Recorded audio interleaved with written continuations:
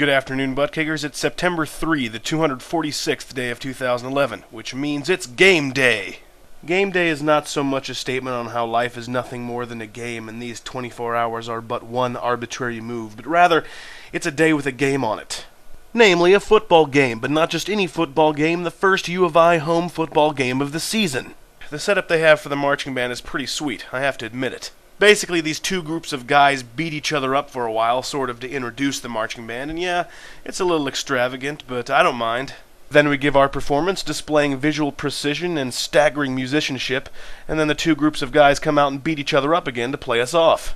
It'd be an interesting turn of events if a football game was actually prioritized that way, but no, we're definitely ancillary. On a good day, roughly 70% of the audience lends us their mostly undivided attention, and for the other 30%, well, at least they have some catchy tunes to listen to while overpaying for subpar nachos. I like to look at it this way, though. With the football team, the chances for overall satisfaction are 50-50. Will our good old boys, the Fighting Illini, muster a win today? Well, I'm certainly not going to rule out the possibility. Of course, I also wouldn't necessarily rule out the possibility of the entire stadium being engulfed by a meteorite. I'm just open-minded is all.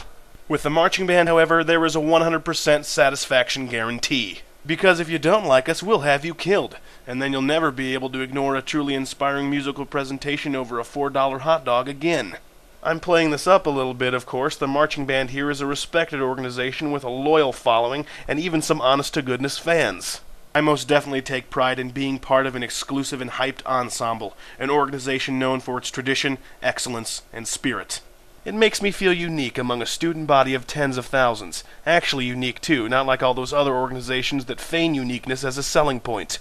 Be unique, be Greek. Really? Join a fraternity? Wow, how non-conforming of you. Next you'll be suggesting I drink underage and sleep through my 8 a.m. lecture.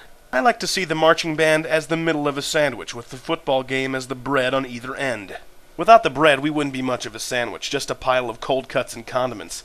But when put in the context of the bread, in the context of the football game, that's when we really shine as a necessary contribution. That's one big sandwich. Do you think I could have a bite? Well, that depends. What sort of bite would you like? The nosebleed seats provide you with a taste, but you'll probably end up eating mostly crust. The inner seats are where all the moist, bready goodness is, so they'll cost you a good deal more. What about the meat? Will I still get some of that way out in the crust? Don't worry, the meat is very, very loud. Just remember, viewers, you can't spell team without meat, and you can't spell sandwich without 3 out of the 4 letters in band. It's high time I get performing, so if you'll excuse me until tomorrow, I'm Griff, and I'm still talking.